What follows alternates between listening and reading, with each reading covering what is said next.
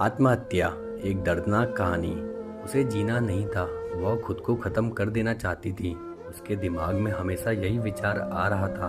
उसने डिसीजन ले लिया था, सिर्फ अंत कैसे करें इसके बारे में सोच रही थी। चारों ओर अंधेरा ही था। अपने ही सोच में मग्न पूर्वी नीचे बैठकर बहुत वक्त तक ऐसे ही बैठे फर्श की तरफ एकटक देख रही थी। पति की धोखेबाजी से पूर्वी अंदर से टूट गई थी। उसके बोले हुए शब्द पूर्वी के दिल में घाव कर गए थे। इस बार पंकज ने तो हद पार कर दी थी। अब और जीने का कोई अर्थ नहीं बचा था। अब खुद को खत्म कर दूं, इसके सिवा दूसरा विचार उसके मन में नहीं आ रहा था।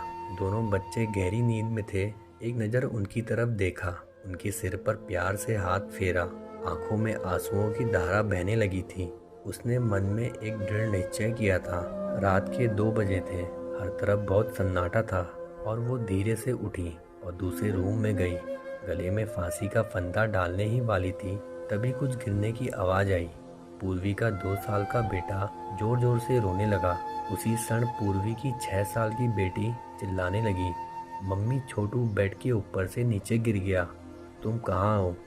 देखो ना छोटू कितना रो रहा है। पूर्वी भागकर दूसरे रूम से आई और अपने बेटे को उठाकर अपनी गोद में लिया और अपने सीने से लगा लिया। बेटी रोते हुए बोली, मम्मी तुम कहाँ चली गई थी? मुझे बहुत डर लग रहा था। तुम हम दोनों को छोड़कर कहीं मत जाओ, मुझे अकेले में बहुत डर लगता है। पूर्वी अपने दोनों बच्चों को पास लेकर जोर से गले से लगा लिया और रोने लगी। दोनों बच्चे उसके सीने से लिपटकर सो गए। रोते रोते पूर्वी को कब नींद आ गई उसे पता ही नहीं चला।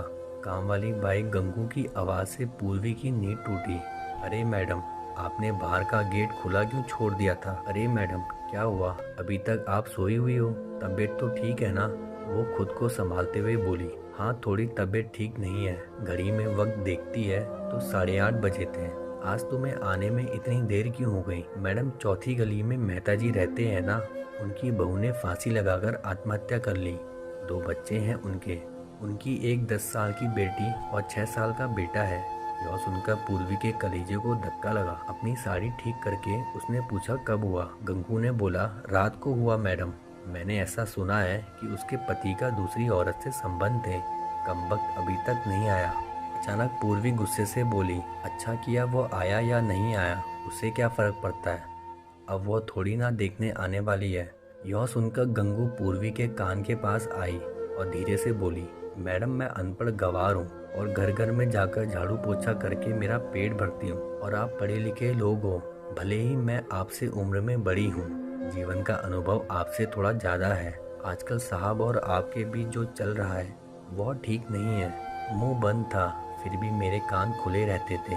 मैं एक औरत हूँ और औरत के दुख को मैं भी समझती हूँ, इसलिए मुझे आपको एक बात बतानी है। आत्महत्या कोई भी समस्या का समाधान नहीं हो सकता। जिंदगी में उतार चढ़ाव होते ही रहते हैं। इसका मतलब ऐसा नहीं कि आप अपनी जान दे दो। मैडम जी, कभी कभी आदमी अपना रास्ता भटक जाता है पर अंत में घूमकर अपने ही घर वापस आता है। और जब नहीं आए तो भी क्या फर्क पड़ता है? आप किसके लिए मरना चाहती हो? जो आपको प्यार नहीं करता, जिसको आपकी थोड़ी सी भी परवाह नहीं हो, उसके लिए आप जी नहीं सकती। जो आपसे प्यार करते हैं, जिसको आपकी कदर हो, आपके माता पिता जो आपसे बहुत प्यार करते हैं, आपके बच्चे जिनको आपकी ज़रूरत है। गंगू का बोलना सुनकर पूर्वी की आंखों से आंसू की धारा बहने लगी।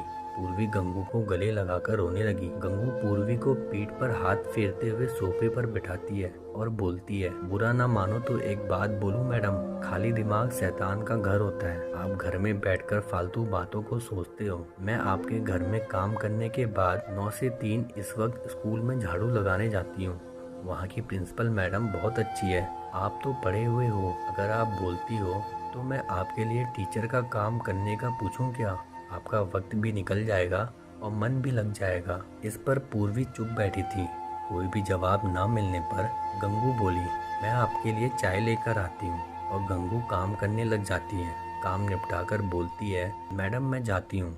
उतने में पूर्वी उससे बोलती है, रुको गंगू, तुम स्कूल में मेरे लिए पूछना, यदि संभव हो तो प्रिंसिपल मैडम का नंबर मुझे ला कर दो।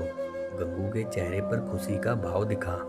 गंगू पूर्वी के पास जाकर बैठी और धीरे से बोली, मैडम मैंने दूसरे रूम में बेड पर स्टूल रखा हुआ देखा था। ऐसा आप कभी भी मत करना। यह आपका घर है। इसे बचाने को आपसे जो हो सके वह कीजिए। बिना लड़े आपने हार मान ली।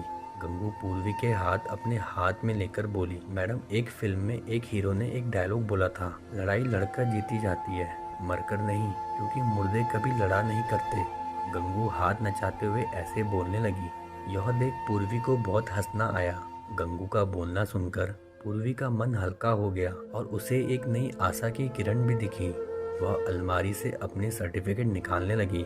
दोस्तों, पति पत्नी का रिश्ता यह बहुत स्नेही होता है। भगवान को यही दुआ करता हूँ कि कोई भी पति पत्नी के जीवन में ऐसा मोड़ नहीं आना चाहिए। अगर आया भी तो आत्महत्या उसका इलाज नहीं है। जीवन में कोई भी समस्या का समाधान आत्महत्या नहीं हो सकता है।